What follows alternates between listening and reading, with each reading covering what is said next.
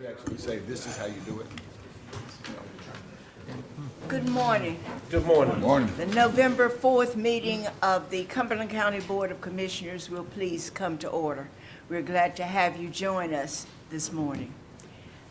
We will have Vice Chair Marshall Faircloth to do the invocation and the Pledge of Allegiance for us. Thank you, Chairman Council. This time, let's take a moment to honor God and country. First, God. Our dear Heavenly Father, we thank you once again for the opportunity to come together and do the business of our county. We remember, Lord, that no day is promised, therefore every day is a gift. And we ask that we would be mindful that we would use our gifts to your glory and to the furtherance of your kingdom and the furtherance of our county and its citizens. We ask these things in your precious name. Amen. Amen. Please join me in the Pledge of Allegiance. I pledge allegiance to the flag of the United States of America and to the republic for which it stands, one nation, under God, indivisible, with liberty and justice for all.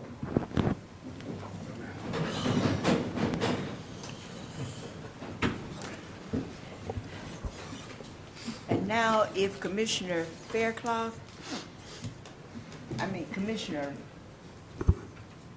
Evans, make a presentation for us, please.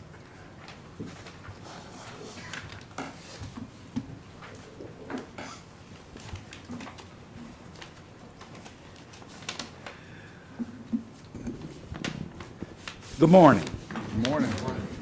It is with great sadness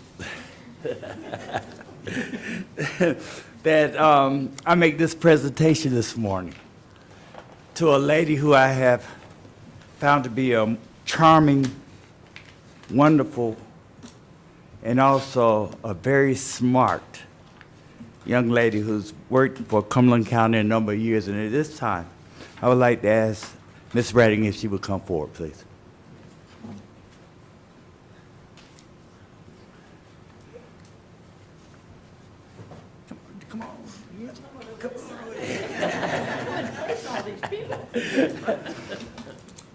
Ms. Bobby Redding began her career with Cumberland County on September 28, 1988.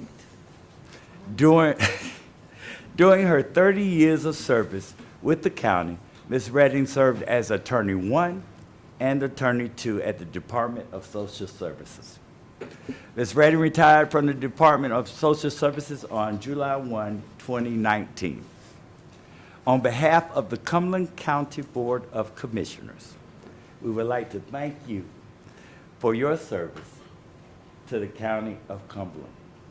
Thank you. We're going to miss you, and we adore you. Now I have this I would like to present to you. Present it to Bobby Redding, Cumberland County Department of Social Services, in recognition of outstanding service. Just a moment. That's the governor. I know it is. I know it is. He didn't want to miss it. He did not want to miss it at all. Sir, she'll call you back. Now, once again, in recognition of outstanding service to the citizens of Cumberland County, presented from September 28, 1988 to July 1st, 2019, to Ms. Bobby Redding on behalf of the Board of Cumberland County Commissioners. Thank you. Thank you. Thank you. Thank you.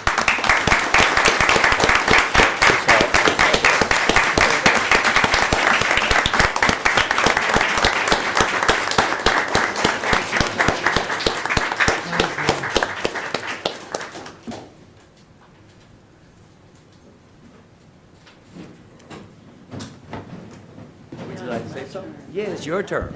It's your turn. I can't pass up this opportunity to say a few words.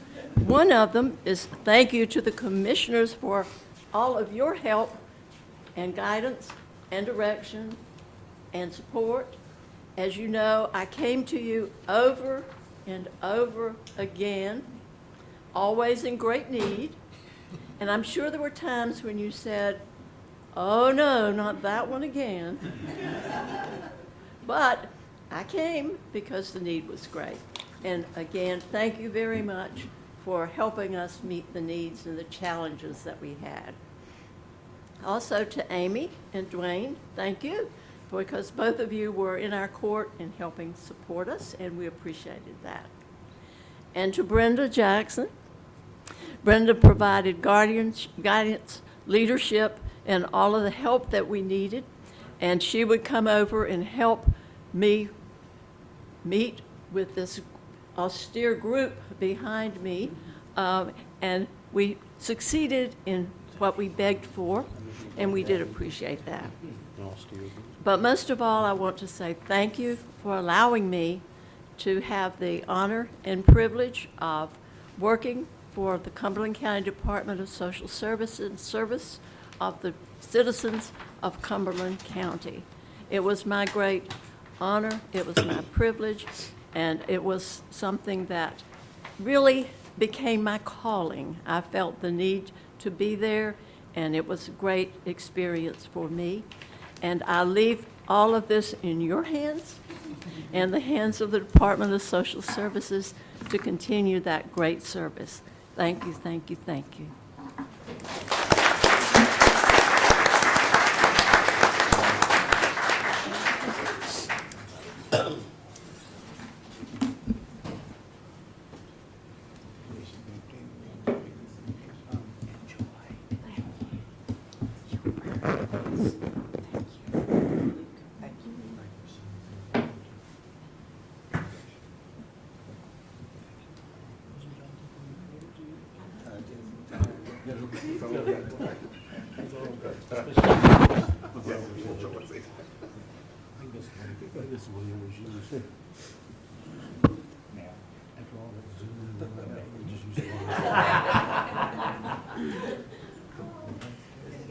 As you know, Charles Evans was on our board at the Department of Social Services, so we got to work a little more closely with Charles from time to time than we did with some of the other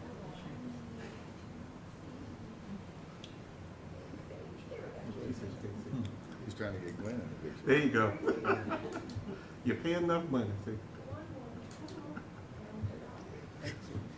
The other, We just got cut out. Charles, you want to take This one? is my daughter, Rebecca. Rebecca Green, she is from Georgia. Also, Brenda, if you mind. You got all the DSS out there, all the attorneys that work with you. All the You got it. I'm sorry, Don't Charles. forget to call me. Charles, I didn't. There we go.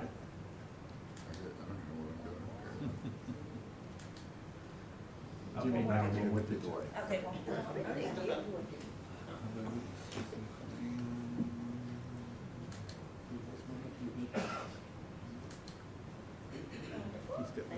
The board, DSS, representatives from attorneys. DSS board. The attorney. I mean, staff, everybody. Matter of fact, all y'all just get up and come up. I saw George.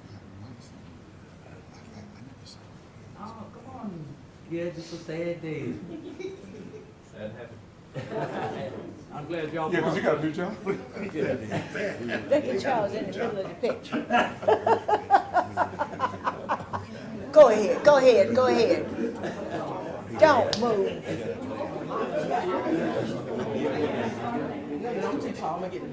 Charles, come back. Come back and get your space. You know you're tall. Okay, everybody is. That's good. Get where you were. I think we're gonna be in this picture.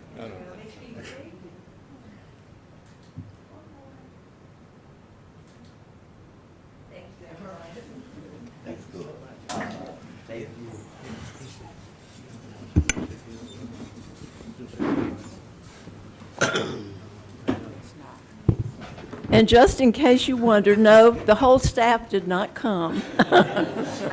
That's why I said I'm glad y'all brought just the There were people still there minding prisoners. the store. Thank you. Thank you again, everybody. I do appreciate all that you did for the department while I was there. Thank you, thank you.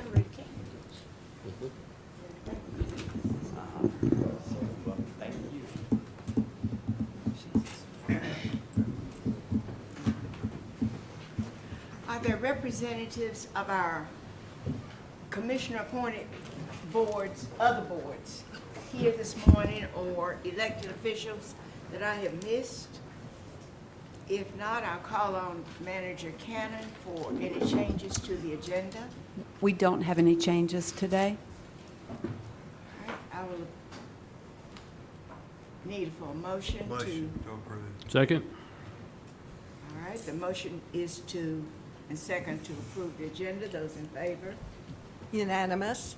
Thank you. Madam Chair, item number 1 at our presentations, we have several this morning. We'll begin with item 2A. It's a presentation by the Public Works Commission on their solar customer offering. This morning we have with us Mr. Mark Brown, who's the Senior Customer Programs Officer. Mr. Brown, please come to the lectern. Welcome.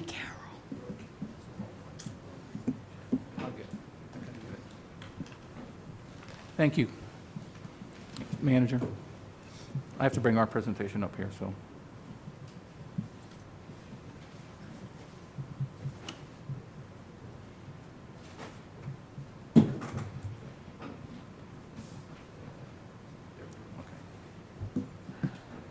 Good morning.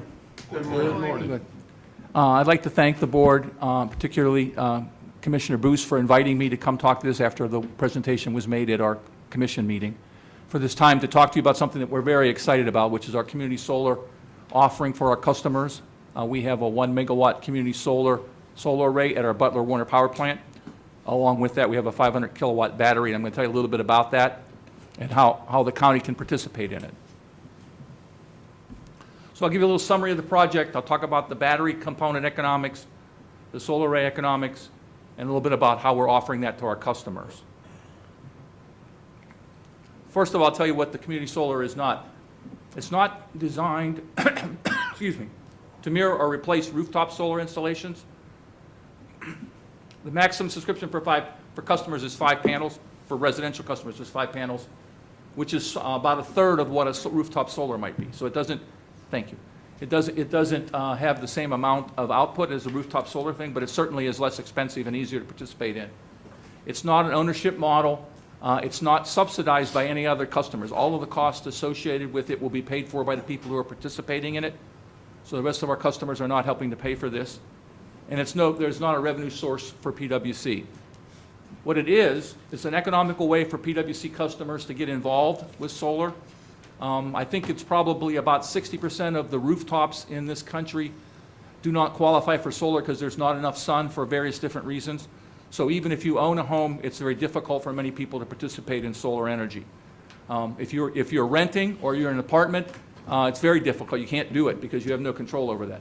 So this is designed to allow those people who don't have access to solar energy to be able to participate with solar energy and support it in the community.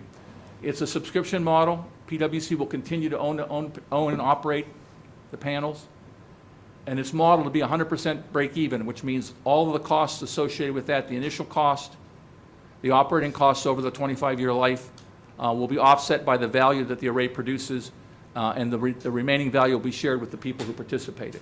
All the costs will be separately monitored and tracked.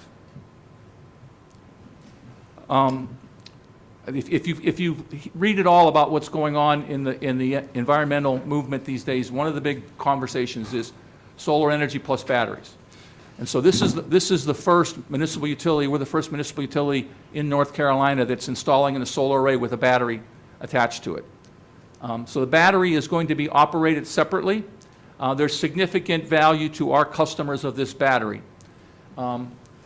Every month, when we buy power from Duke Energy Progress, there's 1 hour every month that every kilowatt hour that we buy, the ones that we sell to you on peak for 13 cents a kilowatt hour, costs us $20.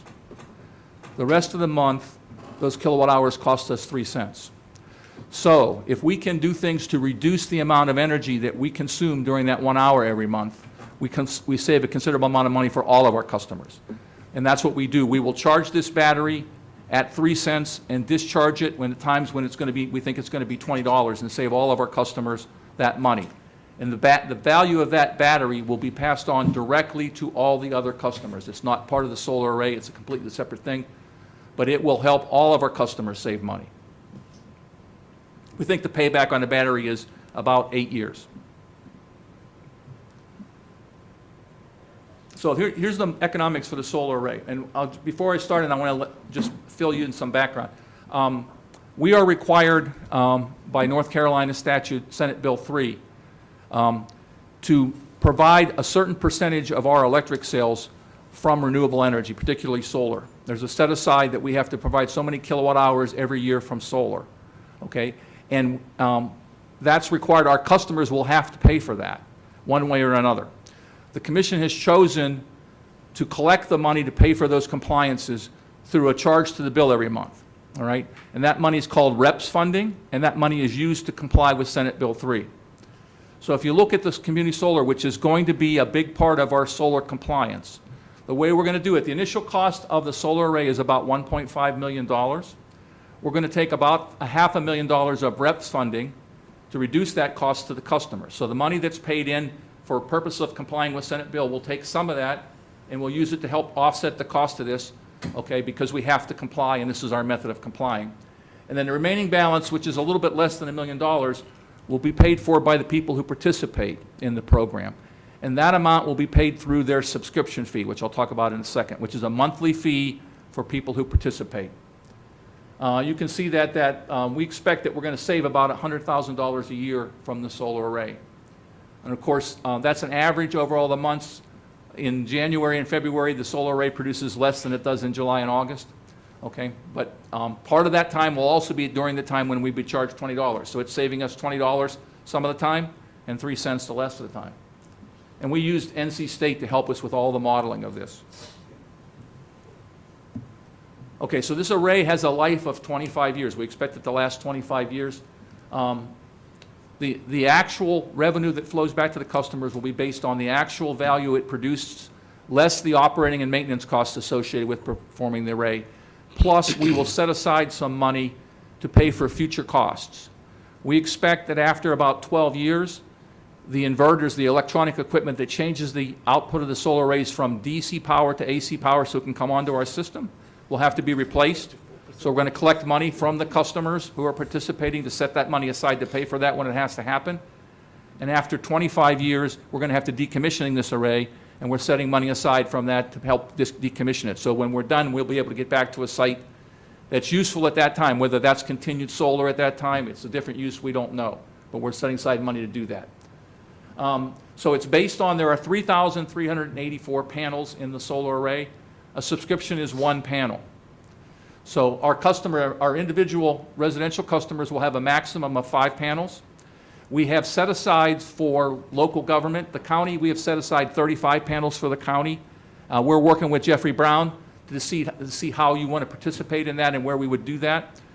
If after as we get near the end of the enrollment period, if there are additional panels available, the county could certainly participate more if they chose to do so. But we did set aside 35 with the idea we wanted to at least have the county have a chance to participate in this.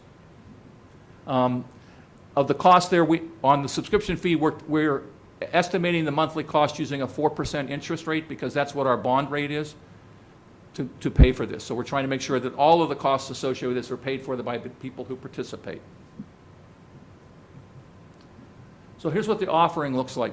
So there's an enrollment fee. Okay, the enrollment fee for the first panel is $20, and every subsequent panel is $10. So if you sign up, if a residential customer signs up for 5 panels, the enrollment fee would be $60.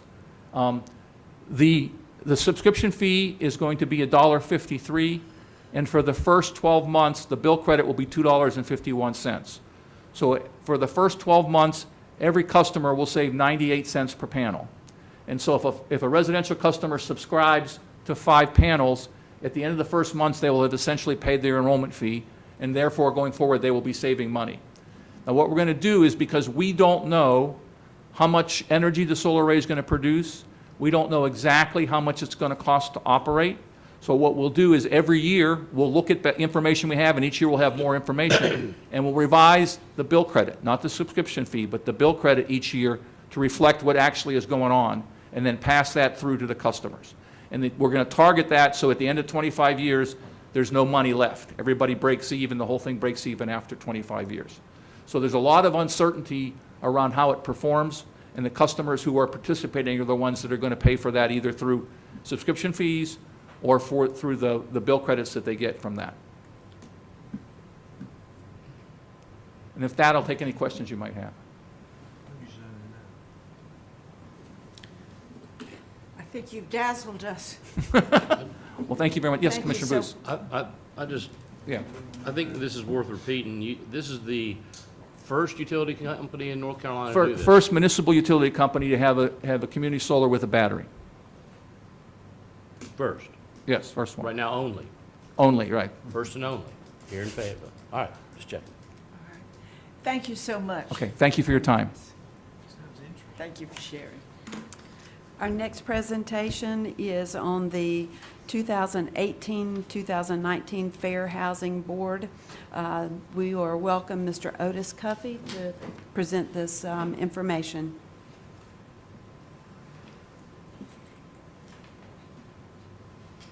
Good morning, Good morning. Madam Chair, County Commissioners.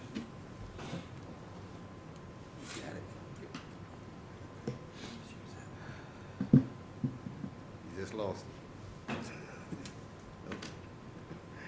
The members of the Fair Housing Board are honored to have served in support of the fair housing, education, and enforcement programs for the residents of Cumberland County. Through its collaborations with the Fayetteville Cumberland Human Relations Department, the board's efforts to support the analysis of achievement was referenced in your recommendation for your 2015-2020 City-County Consolidated Plan. The board is pleased to provide you a summary of activities and programs that highlights our efforts to address allegations of housing discrimination by our residents and to sponsor events that create a greater awareness of local ordinance and associated state and federal laws that protect against housing discrimination. The board would like to thank the county government for its support in promoting community engagements. And additional thanks is extended to the Human Relations Department for its excellent staff support and in its accomplishment of the board's programs and objectives. A sincere thanks to you, the county commissioners, for receiving this presentation, and to the county government for its support and collaboration involving fair housing for all. So how do we get the word out to the residents of Cumberland County? The Fair Housing Board's members and the Human Relations Department staff utilize mass media to increase awareness and support. At the International Folks Festival, we provided information to over 600 individuals. And as you well know, we draw a crowd here in Fayetteville, Cumberland County, when we put on the event. Bilingual training for our Spanish-speaking individuals. As you know, we have a diverse community. Although this session was in Spanish, we added a youth component, storytelling, which engages the youth to learn about fair housing by way of telling stories.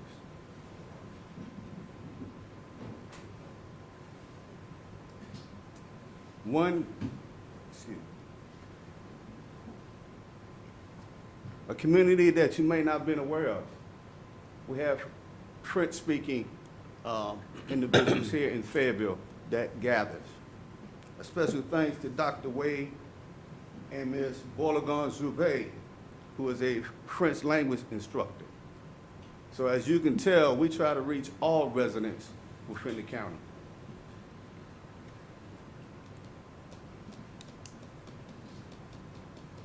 This event was coordinated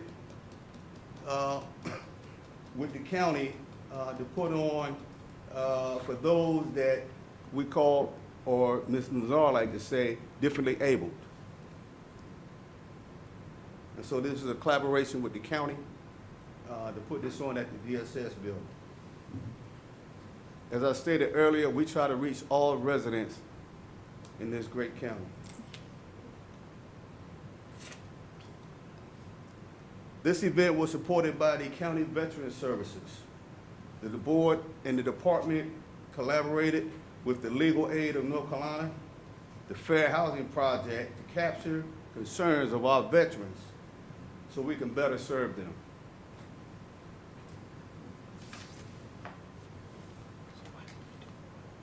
Barbers and stylists. As you know, a lot of you go out and get your hair done, get a haircut. A lot of communication, a lot of conversations happen at these locations. So why not share this information with those individuals, because they're in touch with the community, to make sure that when one of their clients come in, they can assist them by making them aware of what's available for them here in the county. This is another event that we tried to educate to reach out to more residents seeking information about fair housing.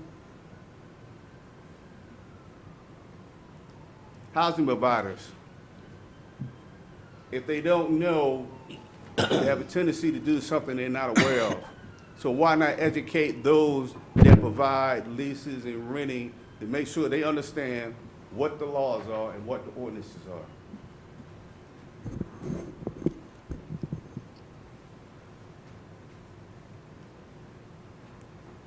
Our mission is to educate all, especially those that conduct real estate and banking transactions as it pertains to housing.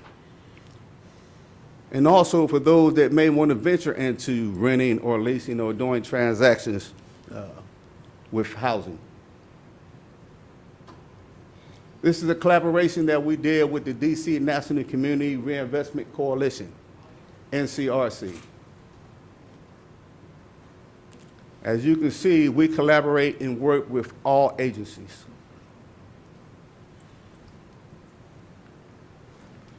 Ms. Nazar on Channel 40, a Spanish-speaking channel, to reach more residents.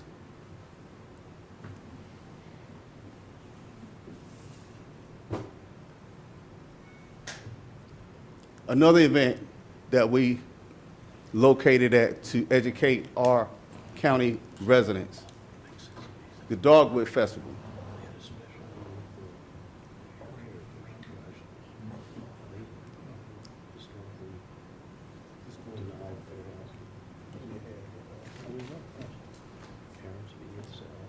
This is a collaboration with the Cumberland County Schools.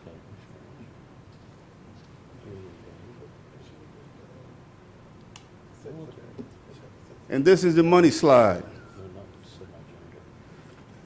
As you're well aware, the city of Fayetteville has an actual fair housing board. And so when we get concerns from individuals or residents outside the city, we also have to take care of them as well. And these are the numbers of that we have looked into to assist our residents here in Cumberland County.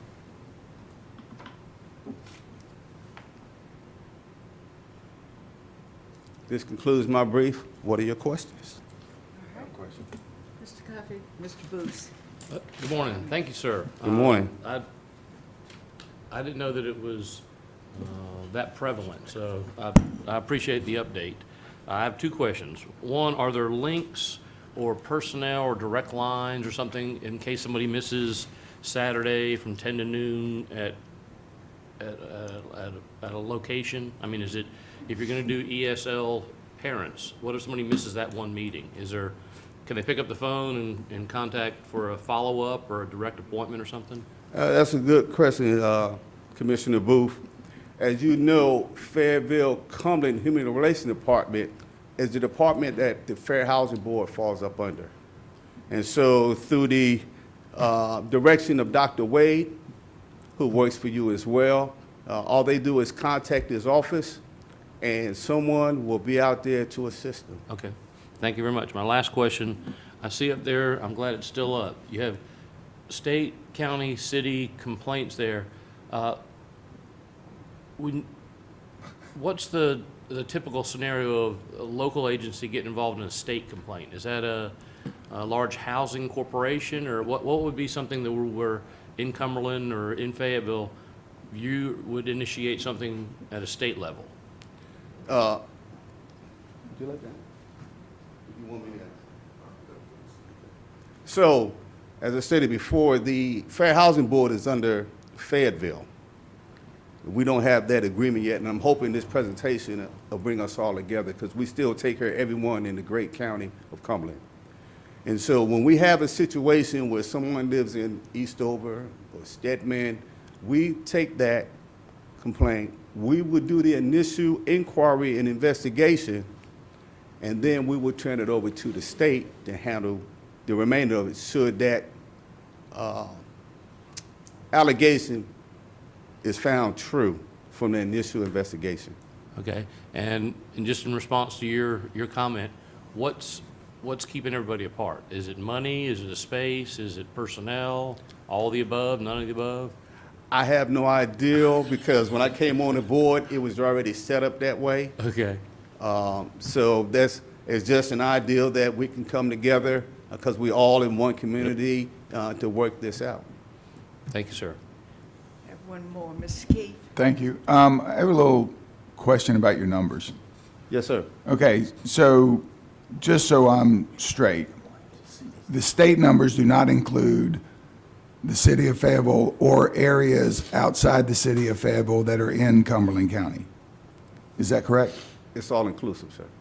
Well, if it's all inclusive, then how can your totals be there?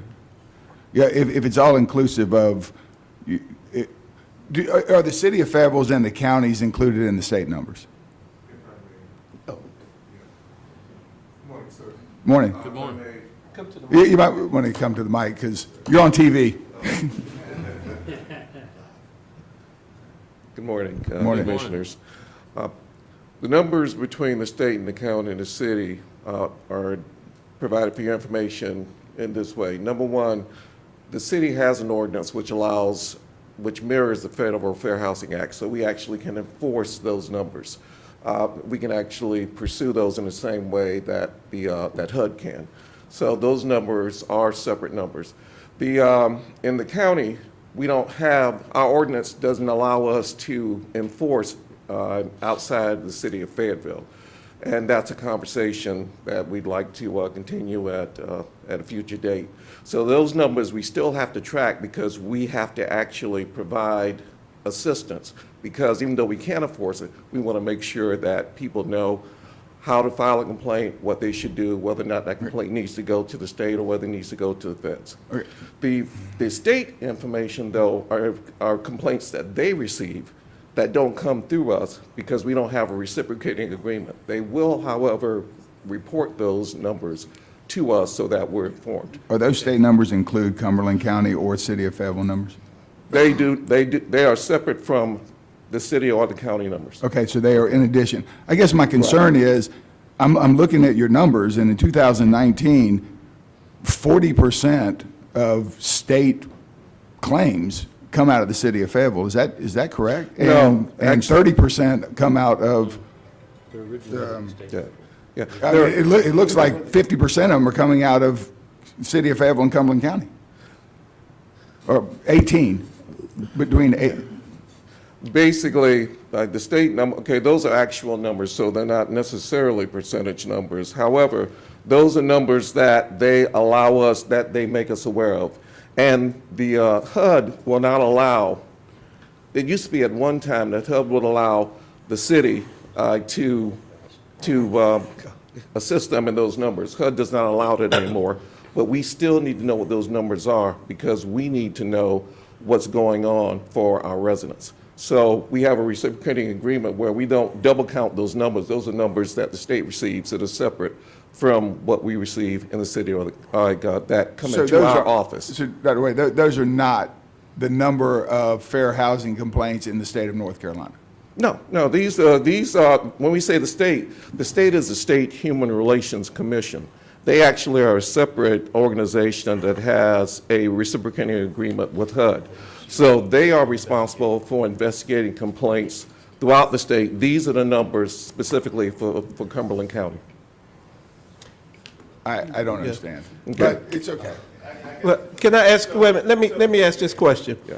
The 26 from the state could come from anywhere in Cumberland County? Yes, exactly. Right, so those 26 could be Eastover, City of Fayetteville, or Right, anywhere. right. So those 26 are people who don't trust us down here and call the state directly. Or they may not be aware of how to contact Right. us. And then the 8 is just the ones in the county that y'all go out and do, the kindness of your heart. Exactly. And the 10 is the one that's in the city. Exactly. That's So how it Where they in originated. Cumberland County, there's been a total of 44, Right, right. not the state. No. No, The no, ci- no. No, the state one is just Cumberland County, but it's just the ones I think that were directly, instead of me calling, even if I live in the city, instead of calling Human Relations, I just call the state directly. understand. Yeah. And then they come back and let them know what those numbers are. Thank you, Commissioner Adams, and my apologies for the slide being confusing, sir. No, it's okay. Yeah, okay. But it gave us an opportunity to clarify it, so Yeah, thank yeah, you, I sir. appreciate it. It makes Yeah. much more sense now. Thank you Thank so you. much. Thank you, both of you, for that presentation. Madam Chair, if I could excuse myself, I have another appointment I have to go to. You are excused. Thank you, ma'am. Madam Chair,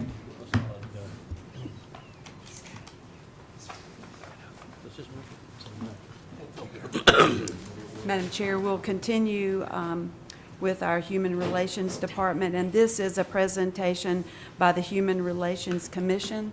Mr. Eric Olson, who's the Commission Vice Chair, will provide some highlights. Welcome. All right, thank you. Morning. Good morning. Morning, Madam Chair, Commissioners. Before we begin, I just want to recognize we had one guest sneak in the room, our Fayetteville Assistant City Manager, Dr. Angel Wright Lanier. Just wanted to recognize her. Thank you.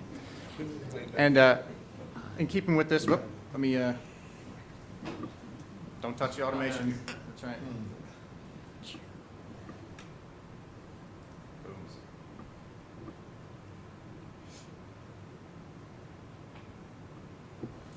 All right.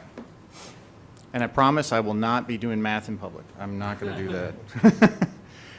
Anyway, this is the only slide that I will read, just because many of you may or may not be familiar with the Human Relations Commission. But this is the Fayetteville and Cumberland Human Relations Commission, and we're just going to give you a brief overview of the activities of Fayetteville Cumberland Human Relations Commission. It is provided for your information. Hopefully you've seen it already. And the efforts of the commissioners and the staff are reflective of our commitment and dedication serving our residents. It has been my honor to be serving with this group of servant leaders who have been focused solely on the quality of life issues here in our community. With ongoing trustworthy assistance and collaboration from the Human Relations Department, the Commission has fostered outreach to its awareness of its programs and services. Their active involvement facilitated successful accomplishment of our 2018-19 objectives. Thanks to the leadership of the City of Fayetteville, Cumberland County government, and for your ongoing support for our mission of existence. Because of you, we are able to continue our work as defined by the ordinance involving equity, inclusion, and fair treatment of all. And again, I'm the acting vice chair and chair of the commission, and I'll show you why in just a moment. This is just a snapshot of where we started in 2018, and this is at the Transit Center downtown. This is our Fayetteville and Cumberland Human Relations Commission. You can see 17 names up here. This truly is a team of team. This group of individuals represent the entire length and breadth of the county and the city, all with their unique talents and connections to their community through their organizations, their businesses, and volunteerism. And as you can see, coming right behind them, there are 13 names on this that have filled or participated in some way to make this effort happen. This is an extremely active commission here in the community with a lot of presence and a lot of things, and I'm going to highlight them now for you. Okay, again, we start off the year with a kickoff, like every organization, like I'm sure you do yourselves. In our planning retreat, we spent the better part of a Saturday at the Transit Center, basically honing our skills and laying out our objectives for the whole calendar year. This is one of our efforts, is working with, of course, since we are an extension of you and of the city government in the areas of public safety and on the lookout really for hate crimes and those issues that challenge us. On a positive spin, and this is really just a show and tell for you of all the activities we've done, most people are familiar with the commission in two ways. One is the awards recognition ceremony. The other is, of course, our scholarship initiative that we have, formerly called Martin Luther King. Last year was the last title of Martin Luther King. Now we've broadened the mission where it's really a human relations and community involvement scholarship. And we've had 10 scholarship awardees of $1,000 each. Last year's and then this year's recipients. Great leaders, great event, seeing all these young people and reading all the work that they're doing. Okay, again, already highlighted in the fair housing, of course, is our bilingual effort that we have, led by Ms. Nazar. There she is, nice headset.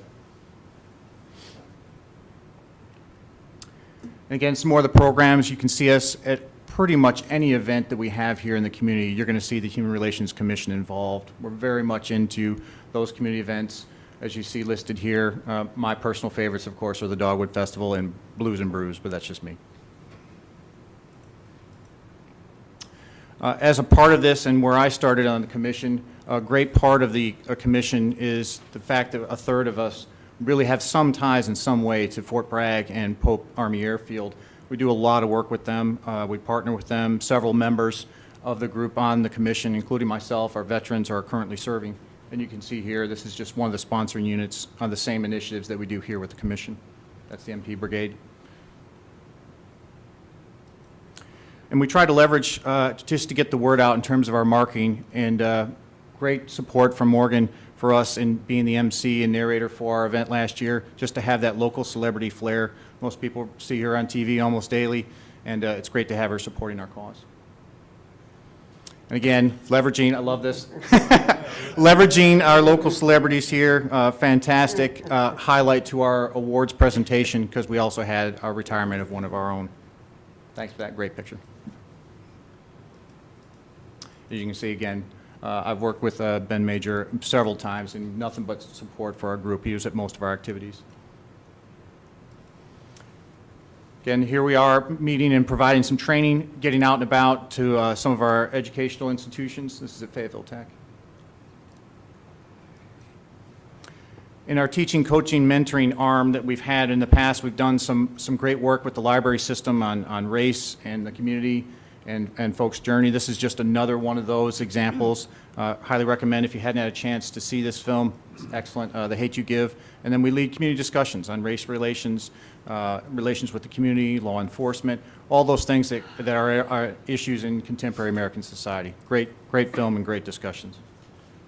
And these are some of those led. We get a really good turnout. I've had as many as 30 or 40 in some of the discussions I've led in the past. It's really good.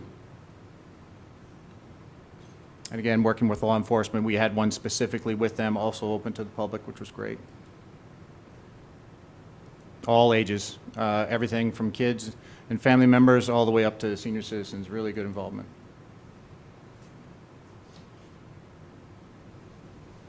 Again, we get out and about. We do try to move around our commission meetings and out and about to every corner of the county.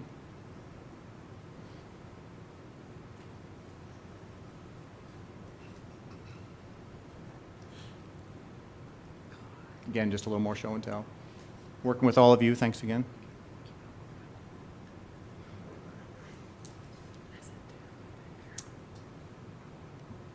And again, we partner with our other agencies. Fayetteville United is a big part of our work as well. And here we again are at Fort Bragg with my former boss, General Cameron, who just got his 4th star. That's an old picture. And just like Commissioner Cuffey put up here, this is our money slide, literally. I'm not going to do any math, though.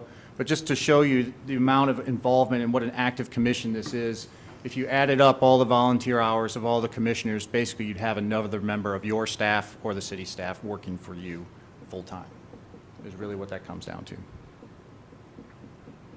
pending your questions, Madam Chair. Commissioners? Seeing none, I want to thank you for continuing this work Right. for all of us. Yep. Thank you. Mr. Booth? Yeah, I just had a Glenn Adams moment. Mm-hmm. I don't see Glenn in any of those photos. I was kind of wondering that. Yeah, do you suppose the two of you could come up and get a picture of all of us right now? Absolutely. There you go. I got you. There you go. Absolutely. The camera goes. Camera's not here. Uh-oh. She in the room. She might be out doing something. You can use it. Camera's not here, Jimmy just left. So, If they do it on the phone. all right. Yeah, we do We'll it. send you one. Okay. Invite you back for another one. All right. Thank you so much for those two Thank you. presentations. Appreciate it. Madam, Yes, ma'am. Our final presentation is by our solid waste director, Miss Amanda there go the Botter. camera.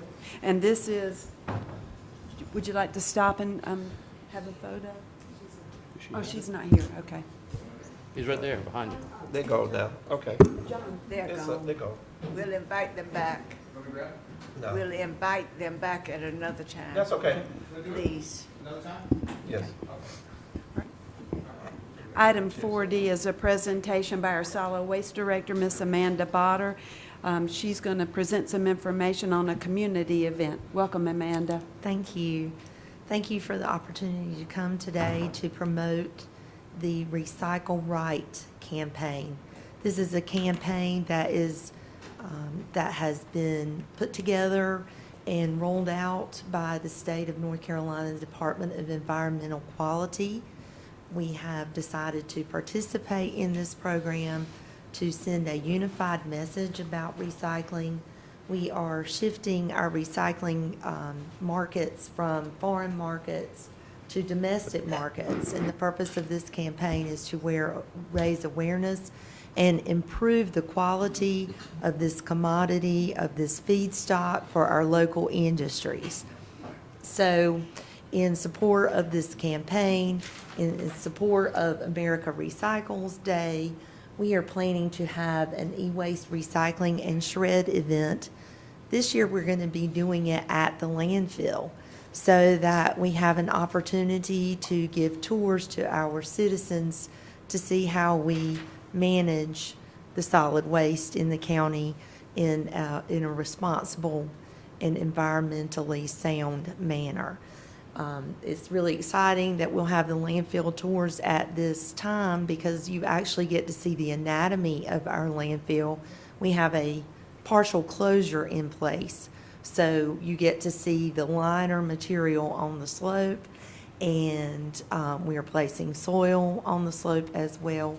So again, that will be November the 16th. From 8 until noon, we'll be distributing materials regarding the e-waste campaign or the Recycle Right campaign, and we'll be also distributing materials that day at our convenience centers. Thank you so much. Thank you. Did you have a question? Questions? All right. Thank We you. appreciate it, and we appreciate the bags. I don't have one I can hold up right now, but we appreciate it. And that is the information being distributed as part of the campaign, including magnets to show people what is truly recyclable and what is not. Thank you. I appreciate your presentation at Mayor's Coalition. I learned something. I went home and took all the plastic bags out of my garbage. And that's the purpose of this campaign. Thank you so much for sharing. Thank you. Ms. Cannon? Yes, ma'am. Item number 3 is our consent agenda. All right, Move for approval? second. Oh, there's a second. All in favor? Unanimous. Thank you. Madam Chair, we do not have items of business today, so we'll move to item 5, which are the nominations. To the Senior Citizens Advisory Commission. Are we ready for that one? We have a nomination. Apparently, nobody's ready. Madam Chair, so No one is ready, so we'll go right I think ahead. I have a recommendation from that commission for Tracy Honeycutt, so I place that name in nomination. Okay. Thank you, Tracy Honeycutt. Appointments, are there other nominations? Okay, we're going to appointments. Thanks again, Madam Chair. At this time, we have 2 vacancies for the Cumberland County Juvenile Crime Prevention Council, and I would move to appoint Trenton Hightower to the category of person under age 18, and Teresine Gardner to the category of at-large representative. Second. All right, those in favor? Unanimous. Thank you. I need a motion, please. Motion to adjourn. Second. Those in favor? Unanimous. The meeting is adjourned. Thank you for your